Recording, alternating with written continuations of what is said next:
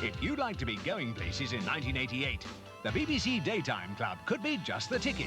An annual subscription of £5 brings you regular copies of the club magazine, packed with articles and featuring all your favourite programmes and personalities, plus some news of special opportunities to travel behind the scenes. There's a forthcoming tour of the costume and makeup departments at Television Centre. As a Daytime Club member, you could be there. There are club trips to the top BBC shows in London and visits to BBC studios around the country. Further afield, there are trips coming up to the Dutch bulb fields, to France, and a very special visit to see a top show on Broadway. There's an article about the club in the current Radio Times, and if you'd like to join, there's an application form on page 77, or you can write to the BBC Daytime Club at P.O. Box 100, Winchester. Now on One, we go live to Manchester, where Pattie, Coldwell and Eamonn Holmes are waiting to introduce part 2 of Open Air.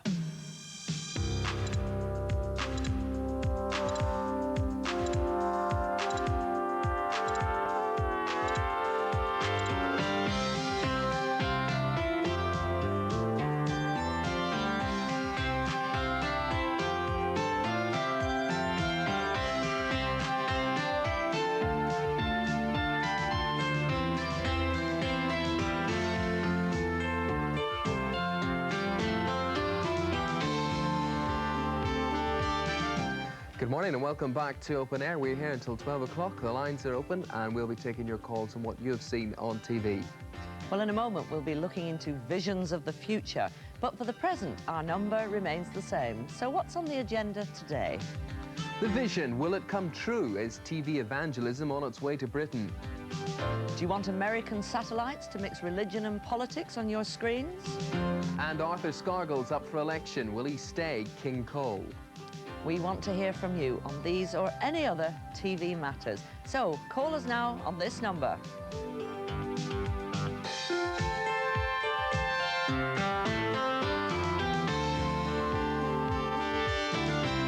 Right, now I should say I am joined by Bill Nicholson, the writer of that fascinating film The Vision, which was on BBC2 on Sunday night, and by the man who turned the script into pictures. He was the director, Norman Stone. And we'll be discussing how much of the film is fantasy and indeed how much might just come true.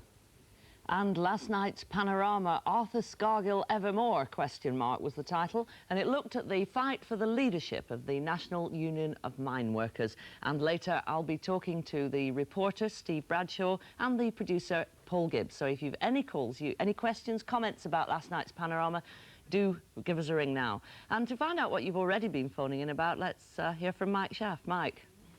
Yes, and of course, as I mentioned in the early edition of Open Air, the big talking point overnight was Daytime Live. And on the line now should be Anne Cooper from Thatcham in Berkshire. Good morning, Anne. Good morning. Right, what have you got to say about yesterday's programme? Well, watching Daytime Live yesterday, I was furious to find you'd chosen to use Cynthia Payne on an item about romantic potions.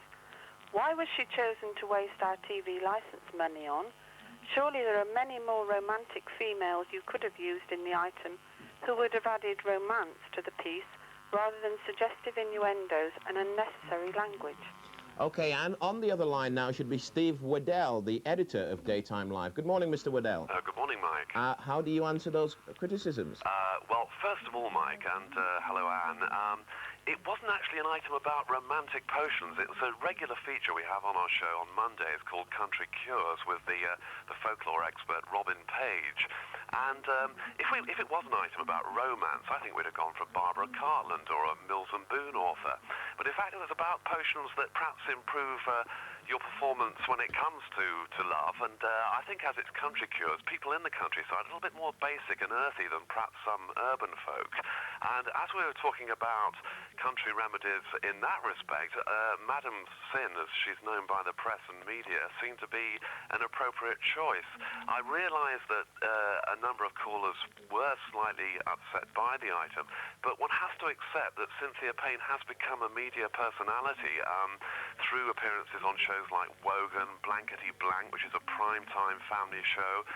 There's been a movie made about her life. And, Mr. Waddell, if I might just say, you know, we had complaints when she appeared on those programmes as well. Deborah Bray from Night on Power says, what's the point in complaining if it's not going to do any good?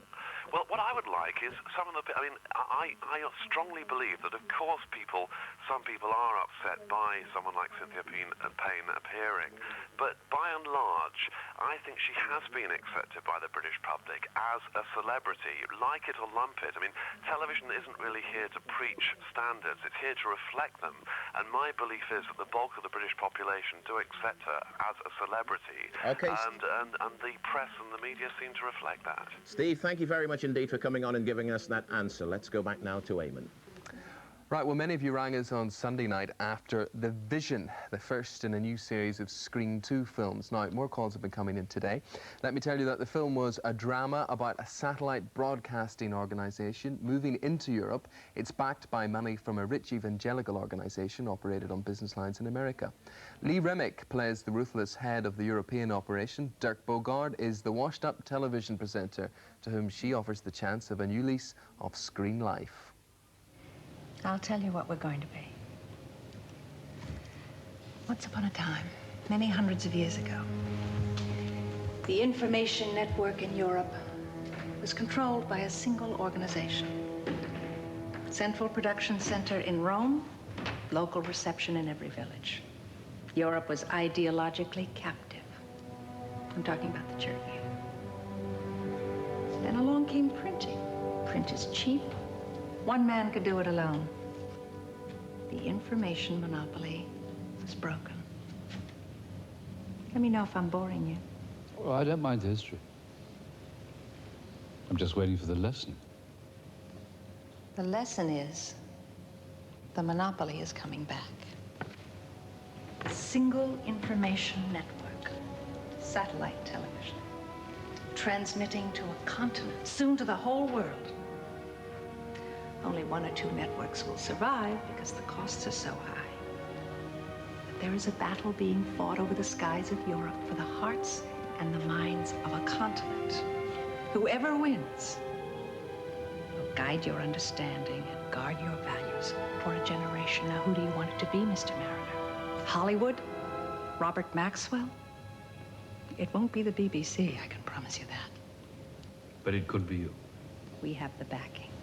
We have the organization. We have the vision. Now, the makers of The Vision described it as a fantasy about the future. But it's a fantasy that grows out of the current situation in America, where TV evangelists are increasingly popular and their organizations extremely wealthy. The evangelists are not afraid to voice political opinions either, and their television programs could be the face of a new electronic church. One day I was standing before the cameras, right here in the cathedral, and the Lord said, stretch forth your hand and tell the people to put their hand against yours, and I will heal them. And he said, this is a form of laying on of hands. I feel that as a churchman, I had best do my fighting now to stay free